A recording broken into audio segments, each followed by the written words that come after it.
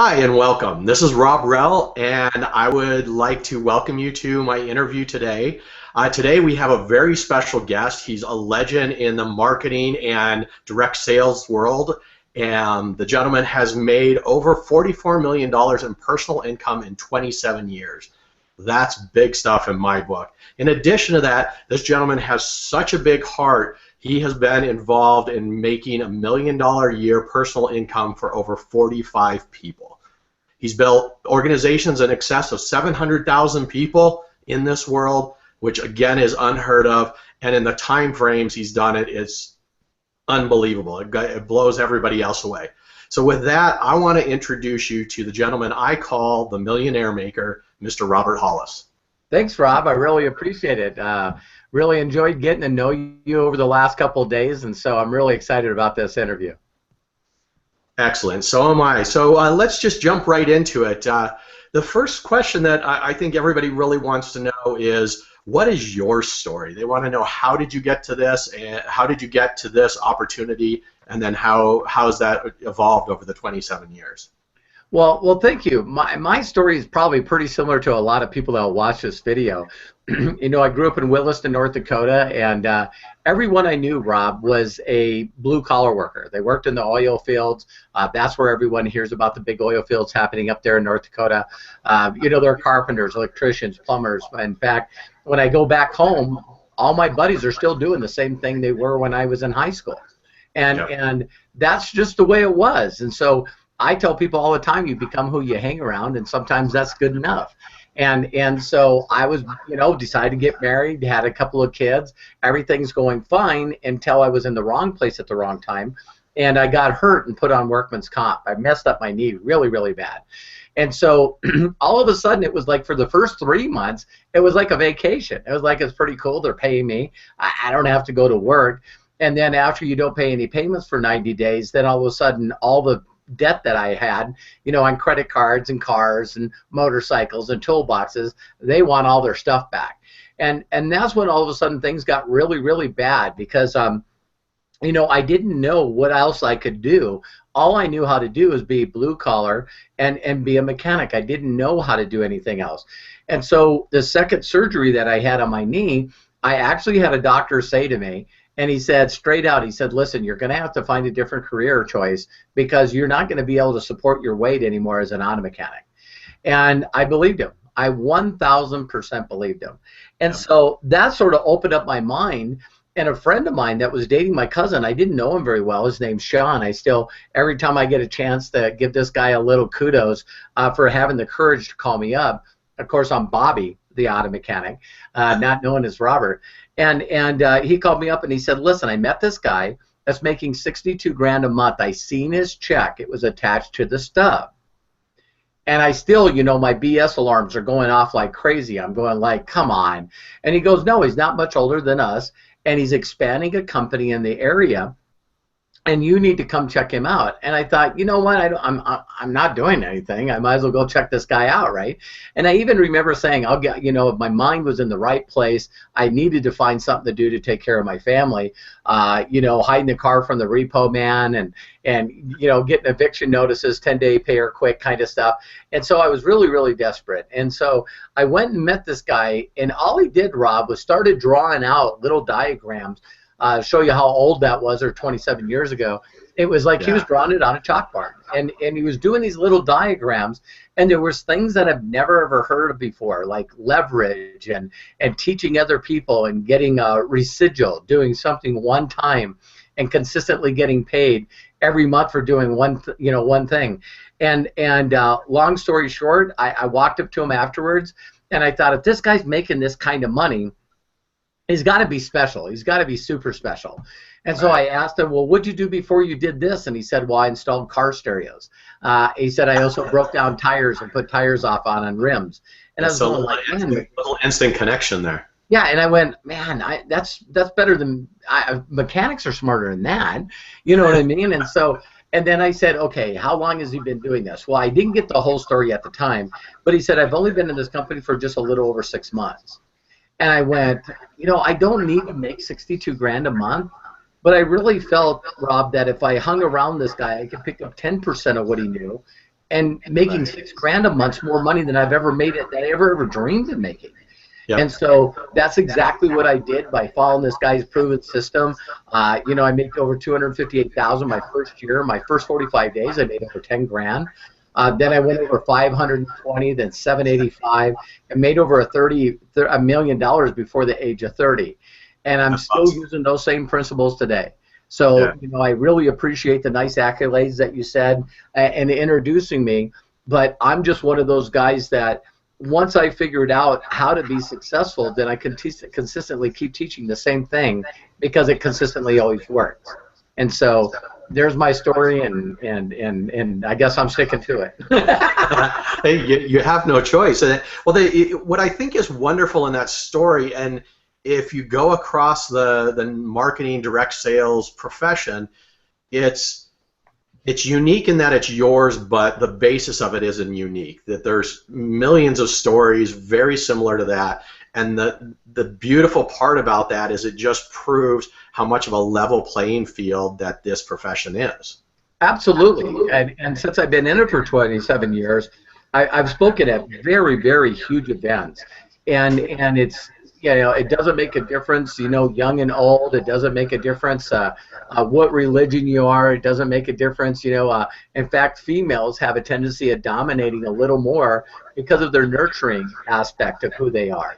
And so also, women always seem to find, would rather do an alternative. So like if they have kids, it's not that they want to have a career and be away from their kids. They're always trying to find a way, well, what if I could make extra money?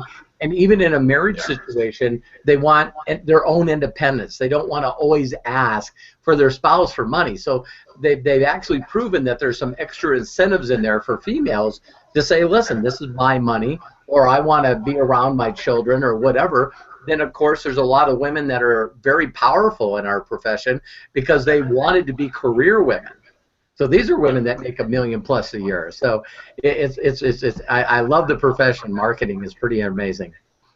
Yeah, definitely. It's like, and I think the other thing there with women is getting back to the level playing field thing is that they're in direct marketing, in direct sales and marketing. There is no glass ceiling. There isn't even a perception of a glass ceiling, and you hear it all the time from yourself, from all of the big earners, the Eric Worres and whatnot of the world, that that anybody can get in at any level, at any time, at any maturity level of any business, and just blow it out the window. Yeah, and that's the beauty in this world. Yeah, and again, when you learn from people that have already done it, you know, I always tell people, whether you know who Tony Robbins is or not, you know, the guy's worth over $400 million. The story behind Tony Robbins that no one knows is that he was actually working for a guy named Jim Rohn for 10 years. Right. So from 17, 18 to 28, he promoted for a seminar speaker that is considered like one of the best business philosophers on the planet. So, you know, so now all of a sudden people go, wow, it's like Tony Robbins came out of nowhere, and all of a sudden he's a great performance coach. No, he, you know, from 27 to 20, I mean, from 17 to 27, he was what would you call him, an apprentice, you know, someone that was working for somebody else learning that trade. Well, so it's interesting. Let's take a little bit of a tangent there on Jim Rohn, because I was on Jim Rohn's website the other day, and somebody made some comment about that they were so surprised that this person that's held in such high regard as a personal development speaker and a business development speaker got involved in one of those pyramid things. you and I both know that that's where Jim Rohn got his start. Can you say a little bit about that? Tell a little of Jim's story. Yeah, absolutely. And if you know people that if you've heard of people like Zig Ziglar that's no longer with us, Les Brown, a lot of people run into their first personal development motivational speaker in usually a business setting. You're invited to look at a home-based business, and then you're invited to a training, and there they are. And so what's unique about anyone that wants to be in the motivational speaking world, Robert Kiyosaki says it best. He wrote the book Rich Dad, Poor Dad. He said to think that you can find a multi-millionaire and usually get involved in their pyramid company for under $100 and be mentored personally by somebody that's Right. made millions of dollars, well, even if you didn't like the pyramid stuff, you're still hanging around very successful business people that understand the key things and fundamentals of business, communications, Yeah. being able to relate to people, being a public speaker, being Yeah. able to present, being able to train. So, it's Robert Kiyosaki. I love the way he talks, because he just says to people, if you don't see the advantages of hanging around successful people that love you to be there, on the other hand, you turn Yeah. around and try to find a multimillionaire like Donald Trump and see what it costs for a couple hours of his time. Yep. You know what I mean? So, again, like you said, it's all a perspective. I tell people all the time, Rob, and I've said this in front of Eric Worre's deal, is, Yeah. people ask me all the time, man, what do you do? I look at your vehicles, I look at your homes, what do you do? And I said, well, you ever heard of those pyramid companies? Yeah. And they go, yeah. And I said, you ever heard the guy at the top makes all the money? And they go, yeah. And I said, I'm that guy. That's And one of when my I say favorite that, stories. yeah, when I say that, it immediately, I can tell where their mindset is. And even with the beautiful home that we bought in Orange County and in Newport Coast, the guy that I got the home from was new money. Right. It wasn't old money. And so when I turned around and said to him, "Oh yeah," I said, "I'm involved in a direct sales company." He goes, "Oh my God," he says, "I built a direct sales company that sold long distance, and that's where I generated the money to start my own LED company that now sells LED lights."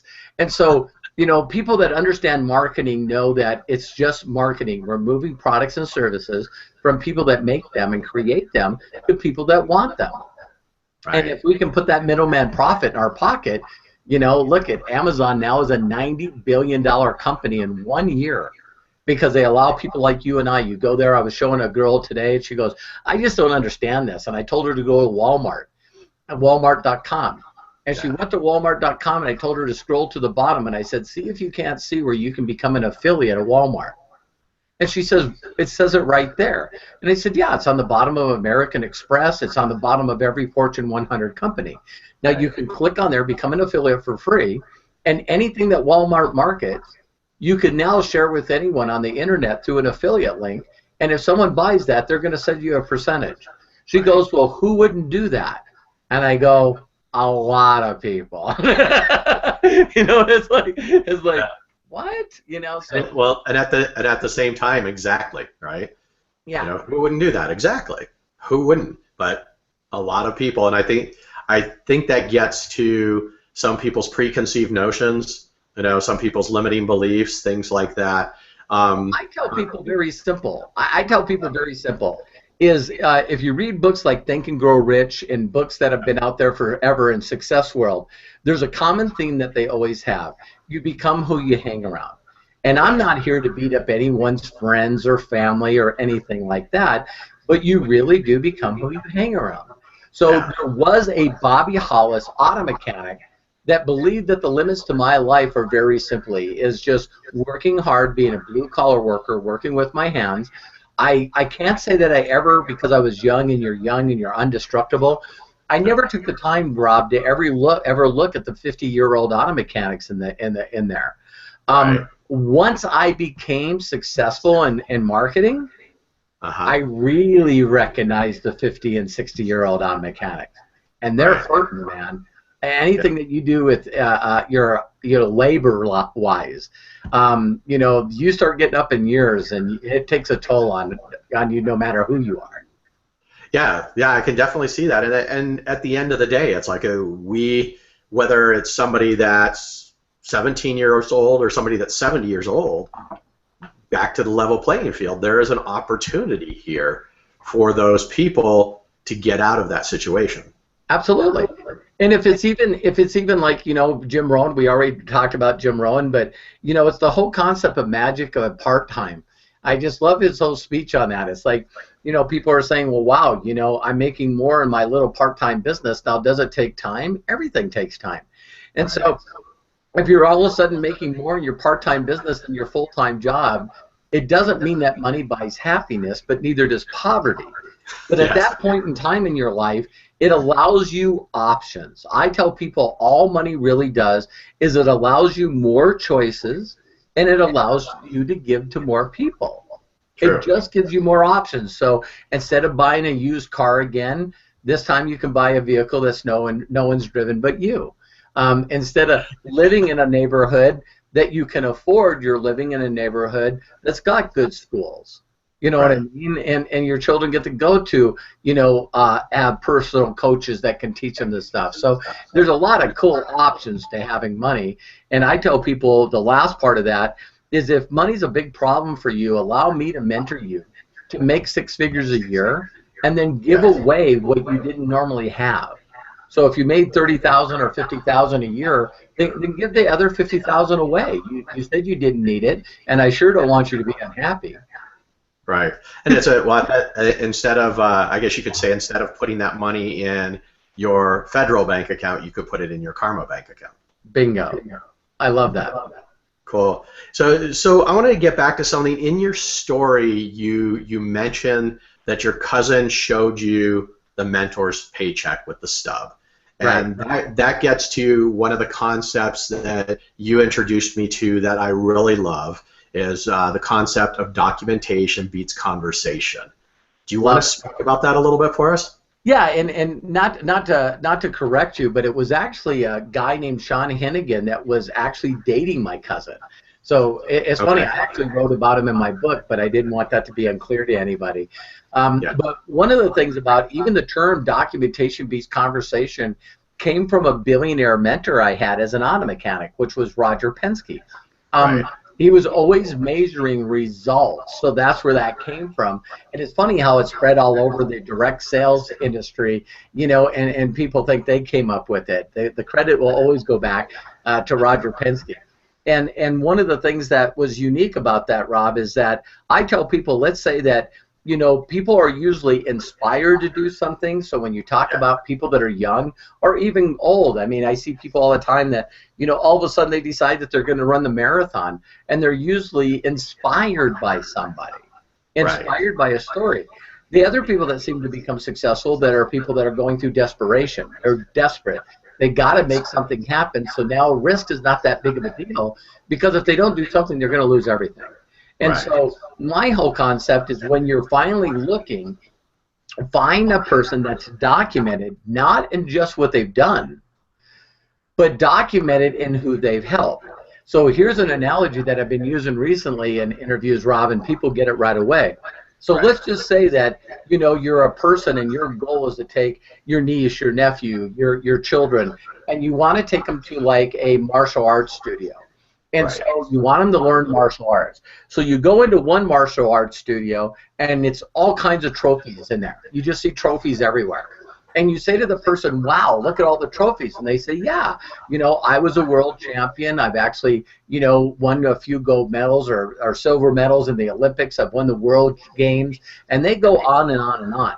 And you go, wow. And so then you go to another martial arts studio, a dojo. And when you walk in there, you see more trophies in there than the other guy. And you say, wow, look at all these trophies. And they get a humble look on their face, and they say, yeah, these are all the trophies and medals that my students have won. Yeah. It's funny when I say that to people, they immediately know what studio they're going to. And it's like you immediately can see the emphasis that it is in helping other people. So, Rob, if anyone watches this video and they keep saying, I've tried those things, I've done them before, I haven't succeeded in them, I can guarantee you that they haven't found a mentor that is documented in helping others succeed. I guarantee you. So because we grow up, I said we become who we hang around. So what we end up doing is being in a culture where the last things that we want to do, especially as males, is ask for help. Right. It's like, oh my God, that's a sign of weakness. I'm not asking for help. So, and then it's worse if you are like you and you actually go out there and you've actually achieved some kind of academic success. So now if you've got degrees and multiple degrees, it's like, my God, I'm not asking anybody. So now you get involved in something, and then what you're doing is you're trying to go through school of hard knocks, and usually the information that you're getting is not documented information by someone that's actually succeeded. Right. I tell people all the time, if you and I were going to get into a competition and say we're going to play a round of golf, and whoever won, wins $10,000, you put in 5, I put in 5. Well, before we set the date, I'm going to go get some lessons from my cousin. No. I'm going to go get some lessons from a golf pro. Yeah. Tiger Woods if you can. Yeah, usually in direct sales, network marketing, and any kind of marketing, people are usually learning from someone that is not successful, that learns from someone that's not successful, that usually learns from someone that's full of hype. Yes. You know what I mean? It's like, anybody can buy a 2-for-1 suit, at Men's Warehouse, and it's like all of a sudden you're an expert. It's like, well, follow them around the corner and see what kind of car they're driving. You know what I mean? It's pretty funny. Yeah. Well, you bring up a really good concept in there about, a good first step in identifying a mentor is somebody that is successful themselves. The second step, though, is like you said, is someone that is successful in helping others, because there is a definite skill to doing that, to being able to teach and mentor. Yeah, a lot of people know how to do things, but they don't know how to teach. Right. Everyone's going to laugh as I say this because they're going to realize that I'm somewhat normal. But my wife last night was watching the final part of The Apprentice. And what I thought was hilarious, and not to throw anybody under the bus, but it was Geraldo, and Lisa Gibbons. And what was hilarious is that everyone said that Geraldo had the killer attitude, that he wasn't fun to work with, and that, it was his way or the highway. And I love it where one of the guys said, if you don't know how good Geraldo is, just ask him. And so there was a lot of people that sort of just said, wow, this guy's personality and drive is just a little too out there. And of course we all know him as a survivor, not to take anything away from him, but he's one of the 2 best. Right. Then they talked about Lisa Gibbons, and everybody loved her. Yeah. Everybody loved her. Man, she made me feel so good. She was around me. She encouraged me. She allowed me to participate. When I had ideas, we'd listen to her, and everyone loved her. So you're looking at 2 people that got to the place of being picked, and one guy was pushing everybody around, my way or the highway, insulting people, had everyone sort of mad at him, and the other one everyone loved. And I thought, what a cool principle. And, Donald Trump picked her. So, I thought that was pretty remarkable. So, yes, you can be successful and be nice to people. Yeah, definitely. It's like, in that scenario, it's like you couldn't imagine probably 2 more diametrically opposed characterizations of people, at least. Totally. And so let me change this up a little bit. And so we've been in the past, we've been kind of a little bit in the middle of your career. But now currently, and actually probably not even so currently, I know for the last number of years, you've been really big on online. And when you put that together with the mentoring thing, so this is going to be my $1 million question for you today is, why would I choose Robert Hollis as a mentor? So kind of getting back to the documentation thing, and why would I do this online? Well, I think that anything in life, I think if you try to really sit down and try to explain to people, Facebook. In fact, I actually have heard a couple of neat conversations that happened in the first negotiations of Google. And the guy that was one of the guys that actually, I believe that it'll click in my mind here in a minute, but it was one of the guys that originally started Cisco. And he was a German guy, and Pierre something. And the long story short is he was pitched by the 2 Google guys, Cern Brenj, I think is one of them, and Larry Page, I think was the other. And when they were sitting there talking to him, he said, okay, so what's the deal? And they said, well, we figured out a different algorithms that we're going to use on the computer that allows people to search for anything on the internet, but it doesn't have to be keyword search. So the way that Yahoo, Hotmail, Netscape, Navigator, all of them, is you had to have keywords to search by. Yeah. Google's algorithms made that if I put in there, I want to find out more about Rob, it's going to look for that in every text on the internet. Yeah. And so they go, well, great. So you're allowing everyone to search for anything they want to and find it on Google. So what are people going to pay for this service? Oh, we're just going to let everyone have it for free. And it's this whole internet thing where it's changed entrepreneurial, social entrepreneurship. It's this whole new model that people don't get, where the people that are winning today and becoming and breaking records to billionaire status, breaking records, hitting billionaire status in less than 4 years, are people that are giving everything away to the masses. Yep. And traditional business doesn't get it. Yeah. And these kids get it. You give away to the masses, so if you have 1 billion people that you're giving away stuff for free, if every one of them generates some kind of viewership where other people that have money want to pay for advertising, you're a billionaire. So it's neat that Mark Zuckerberg broke the record for the youngest billionaire, and his friend, that is his partner, broke his record. Yeah. So he became a billionaire at 19. So that would be why the internet allows me to be able to, people with any kind of, smartphone now, and a lot of the people that are out there that really want to educate the world knows that we can get smartphones and tablets virtually for free in everyone's hand. So the faster we can build, like Google's whole thing is to build Wi-Fi for free all over the world. So that's why I want to do internet. I want to be able to inspire, mentor, and train millions of people for free. I want to, if they're looking for a way to be an entrepreneur, understand mindset, want to know how to be a better person, Rob, I want to be one of those individuals offering them that information. Cool. Now, the first part of your question was why Robert Hollis? And my really opinion is that I don't know how many people there are out there in this space of mentorship, but I don't know too many of them that can outgive me. And the reason why is because I really truly believe in the whole concept, and it's something that happened to me when I got hurt, and I spent some time on my one knee just basically asking God, listen, if you could get me out of this, I promise I'll work the rest of my life teaching other people how to get out of this. So it's not a deal that I'm offering to anybody else. It's not a thing based on how much money I make.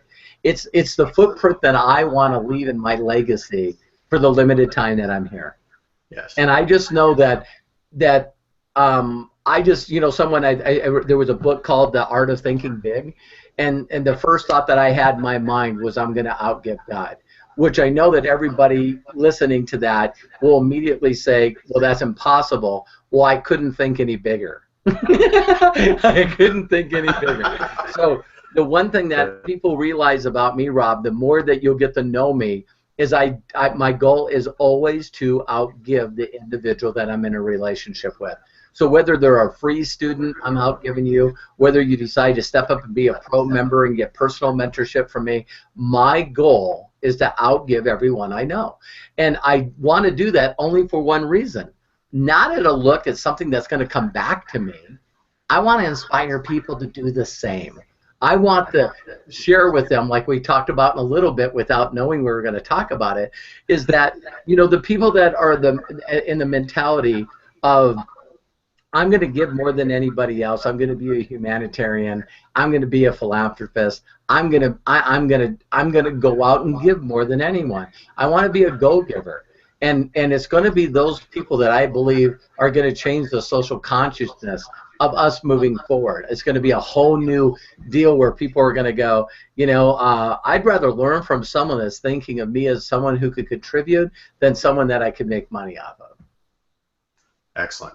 Yeah, I like that attitude, and I think that's one of the first places that you and I connected. Is if you don't know this man, Robert Hollis, one of the beauties of this man is that his heart is much bigger than any other part of him, and that is just a beautiful thing.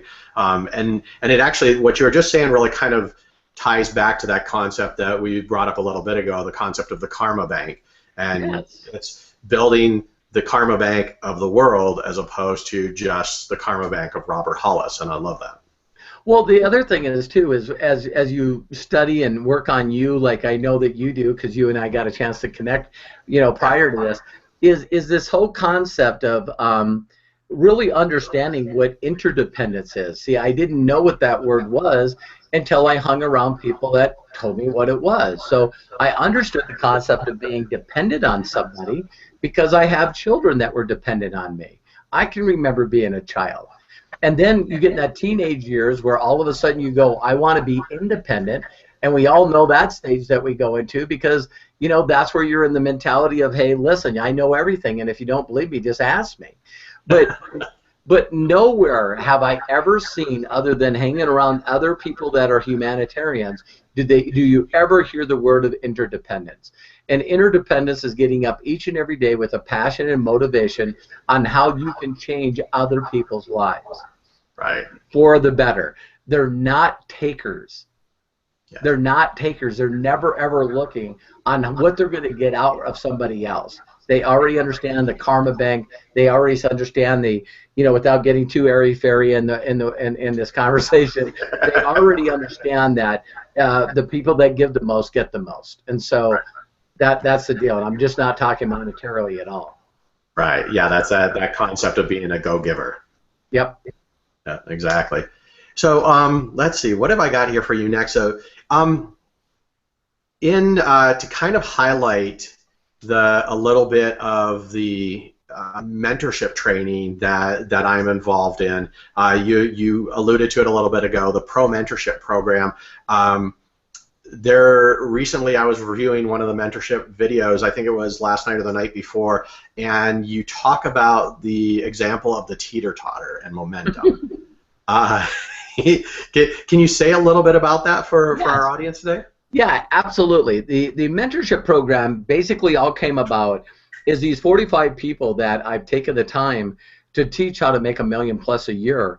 It was, you know, personal one-on-one attention that I did with these people to get them to think the right way. It was through the thinking. So, you know, you'll hear all these little cliches that professional, you know, people in the peak, not motivation, but the peak performance industry, yes, always talk about is you got to be to have. And it's funny that usually everything that we think is the opposite of what it really is. So everybody goes, you know what, if I had, then I would do and then I would be. And it's hilarious because you're always spending every day waiting to have something, and guess what, it never comes. And so people go, well, if I had money, then I could do, and then if I did this, then I could be this. And they don't understand that it's the other way around. Yep. So in mentorship, I always talk about, you know, this is all the concepts that I've learned from my mentors over the years, and I never stop learning, even including the online space. I mentored underneath a guy named Jeff Walker that was written up in Forbes magazine as the $400 million man.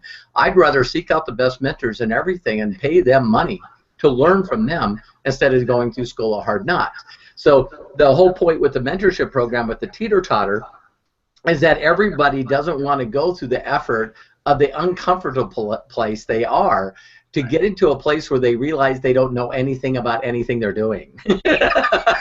So this is an uncomfortable spot where a lot of your viewers are probably going, God, I'd love to do a hangout like this, but you know, I don't even know what Google is, and I don't know what a hangout is, and I don't know what a YouTube is, and I don't have a camera, and I don't have fast enough internet speed. Everything's an excuse to them. And so even though it stops being an excuse, it doesn't make it easier. Right. You've got to just have the right attitude that I'm going to learn this a little bit at a time. So I talk about, it's like if you can imagine a life-size teeter-totter that in the middle of it was about as high as your head. You know, so we're talking a giant adult teeter-totter. And it's totally covered with Vaseline. And I tell people, so your job is to crawl up the teeter-totter to get to the center part, and crawling up just seems like it's just impossible. You know, so, but understand every time you're going up and then you're going down, you're taking a little more Vaseline off the teeter-totter. And you just keep trying. And so where that phrase comes from, and it was actually from a concept called the tipping point, which was Malcolm Gladwell, I believe, was the guy. Yes, and he also wrote the book called Outliers, which a lot of people don't like to listen to because, you know, it says to master something you got to put in 10,000 hours, and no one wants to hear that because that's 8 hours, 5 years, you know, 8 hours a day for whatever. But the whole point would be is that when you hit that middle point, it's Vaseline on the other side. So when that teeter-totter finally tips, that's when we hear, oh my God, I didn't even know who this person was, and they're successful. Yep. Where was Mark Zuckerberg, before he became a billionaire, putting in his 10,000 hours? Yep. Where was Bill Gates, Steve Jobs, putting in their 10,000 hours? So people look at Steve Jobs, and Steve Jobs and Bill Gates and Paul Allen and Gary Wozniak, and they look at them and they go, wow, these guys were kids. And in my world, it's like Jeff Gordon. When Jeff Gordon, I think, won his first world championship, I think that he was, if I probably get this right, I think he was like 22 or 23 years old. I think you're right. Yeah, and everyone's going, oh my God, how can you win a world championship in NASCAR being that young? He started driving go-karts when he was 10. 13 years of racing. He had way more than his 10,000 hours.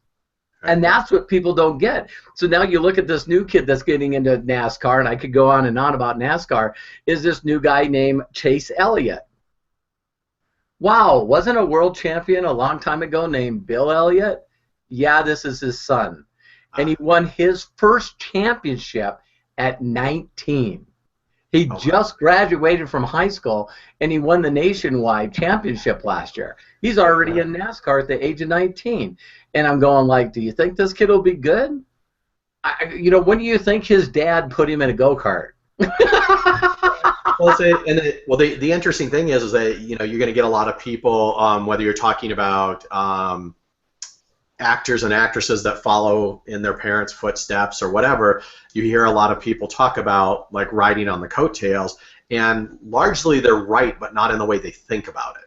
They're not riding on the coattails in the sense that they're getting huge benefits out of the notoriety of their parent, but they're riding on the coattails in the sense that they're in the pit with dad, watching all of that and absorbing, and they may not be in the car, but they're starting to, that's where their 10,000 hours start. Yeah.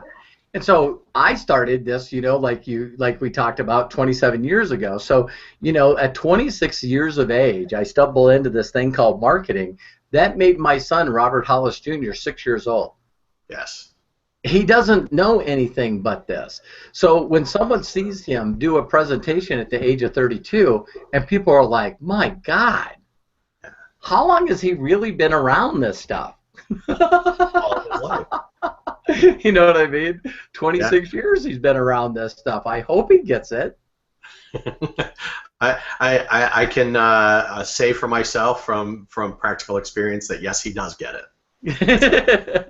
And now I see my son Matthew coming up, and him and his wife they met in this profession, and they both were making money in my company when they met. Awesome. They're brand new newlyweds. Both of them combined probably making $60,000-$70,000 a year. Again, money doesn't buy happiness. I just think it's going to help them with some decisions. True. Exactly. Well, so let's see. So I had this one question that came to me last night, and it kind of ties in, but I think you'll get this. It has to do with the message that I sent you on Facebook earlier today. That we're always taught in this industry when we're talking to new people, when we're trying to develop ourselves, about what our why is. Correct.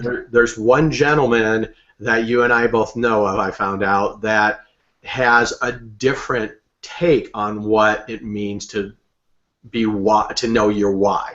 And that gentleman is Simon Sinek, the author of Start With Why. Just a couple minutes, maybe have your thoughts on what you think about that version of why. Yeah. Well, first of all, not to talk about what he talked about, because it's one of the most powerful 20 minutes on TED. So go to TED Talk, put in why, and you'll find this gentleman, Simon, very fast. And the whole concept behind it, and I call it the pop in my book. How's that working? It's called the pop. And it's like when I tell people one day you don't realize it, but one day you said, wow, I can't believe that person's got a driver's license. I'm going to get a driver's license. That's a why. You don't know how you're going to do it. You don't know what you need to do. Right. You just start asking all the right resources immediately. So one of my keys to success is learning how to ask for help. And when you have a strong enough why, you get past your ego, right, and your confidence, and you start saying. So you walk up to people and go, how in the heck did you get your driver's license? And they go, I took the test. Where did you take that? Yeah. Well, from the DMV. Where's the DMV? See what I mean? It's like it is really amazing how fast you can get results in your life when you have a why. And another one that I relate to a lot of people is like, some of us sometimes procrastinate. And so what you don't realize is all of a sudden 3 months are away, and that's called a quarter in school. And then someone says, well, finals are coming up. And it's like, are you kidding me? I can't believe I just blew away 3 months of my life. And now it's time to study. And when you're back against the wall, the repercussions of getting a failing grade in that class is taking it over. Yeah. Not getting the credit. Getting the ridicule, not going to the same grade as the rest of your family and friends. All the stuff that it would cost not to do that are really high.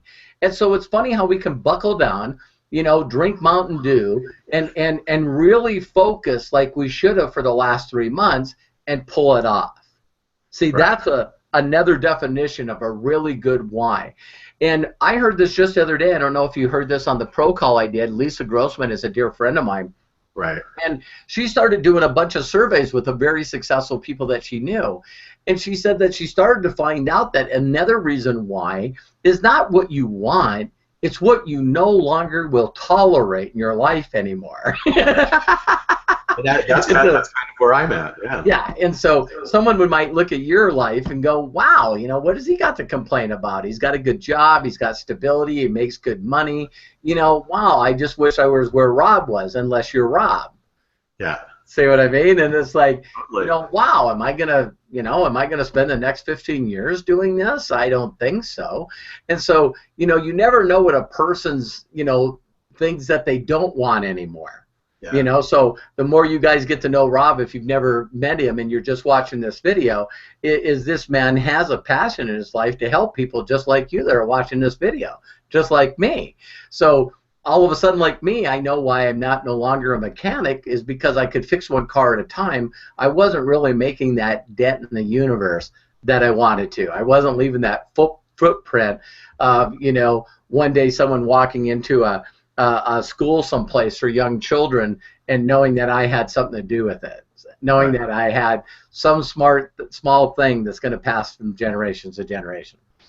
Right. It's like, well, I assume it's like we already know there's a lot of people that are doing this, but I think you're where you are now with the online thing and everything else, you're really accelerating the number of people that before you have the gravestone are going to be saying, I'm me and I'm where I'm at because of Robert Hollis.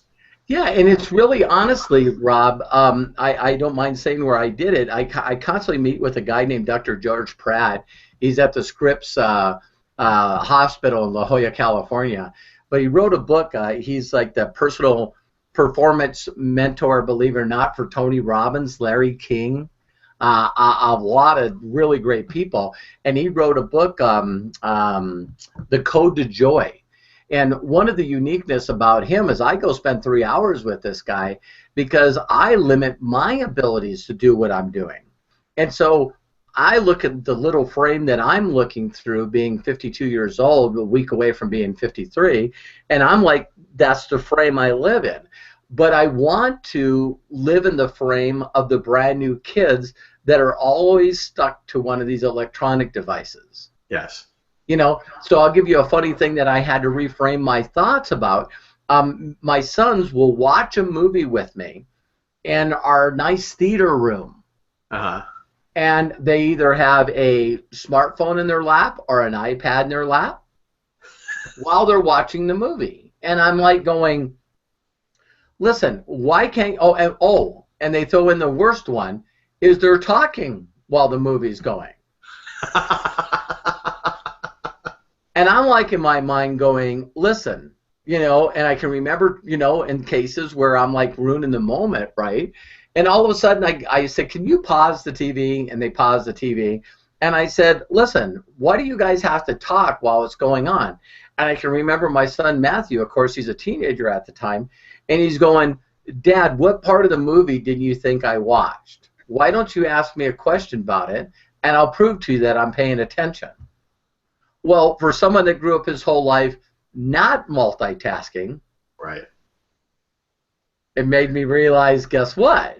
You know, I grew up in a society that, you know, you need to clean your plate because if you don't, kids are dying in Africa. Yep. Yeah, you and I grew up in that same generation. And it's like, oh, really? Are they going to mail that to them? You know what I mean? Is it like... it's pretty crazy, the things that you think about that you just keep carrying on. And so that's when I knew I could find a way to do shorter videos that would catch their attention, and I need to find and will find a way to communicate with this younger generation. Right. And so it's funny when I reach out to somebody, they go, Robert, why don't you tell me a little bit about what you're doing? I said, great, let me send you a couple-minute video. And they go, well, I got you right now. Why don't you tell me? And they don't understand that immediately I'm not duplicating it. When I tell someone, well, listen, I put a YouTube together and they're under 30, yeah, send me the link. They immediately will send me the YouTube. Well, yeah. How should I search for it? I'll find it on my phone right now. Yeah. I go, well, put in Robert Hollis, show me the money. You'll find it. They'll go, okay, and they're on it. They're watching it. Cool. Then you take someone above 40, and they're like, I ain't watching a video on YouTube. I'm not interested in getting a Facebook profile. It's like, or the ultimate one. It's like, I'm not a technical person. Do you know what the fastest group right now growing on Facebook? No. People over 65. Awesome. I like to hear that. 10,000 people are retiring a day right now, and they're called the baby boomers. Yeah. 10,000 people a day. And they're sitting around going, I don't know what I'm going to do. Yep. And one of their kids say, hey, I just took pictures of your grandson. Well, give me the pictures. I got them on Facebook. Yeah. How do I get on Facebook? See, now they got time. They can't make up the excuse anymore. Yeah. And so now I'm seeing people in their 60s and 70s, you know, making more stuff about posts on Facebook than anybody I know in their 40s and 50s. Yep. So what a nice group to help out too. Yeah, so I know you've got a call at the top of the hour, so we got to close this up really quick. Just really quick, do you have some parting thoughts to offer our audience? I do. For those of you that are watching this video, Rob and I are partners and now good friends. We've only spent a few hours together getting to know each other, but we're going to be lifelong friends without a shadow of a doubt. And our goal is simple. If you're watching this video and you got anything out of it, look around it. There's got to be a link someplace, and reach out to Rob. Let Rob be your tour guide, and let him, you know, point, guide, and direct you through the answers that you need. If there's anything that Rob can't answer, I'm right at his beck and call along with my sons, and we're here to help you in any way, shape, or form. So instead of just passing judgment saying that this is not for you or that you can't do this, please take the time to at least find out what it is, because if it's not for you, at least refer it to other people. We got a lot of people to help. So Rob, man, I really, really appreciate getting to know you, and I'm looking forward to helping a lot of people with you. Thank you. Me as well. It's been the last couple of days have been a pop for me in my life, and I appreciate all that you do for everybody as well as myself. But I'll wrap it up for everybody else. As Robert said, if there's anything I can answer, don't be afraid to contact me. Look for the link at the bottom of the channel. There will be information there. I can provide you information on Robert's book, on Simon's book, and on the program, the mentorship program that I'm going through myself. So with that, thank you again, Robert. It's been a blast as always, and I look forward to talking to you soon. All right. God bless. Talk to you soon, Rob. Bye-bye. Bye-bye.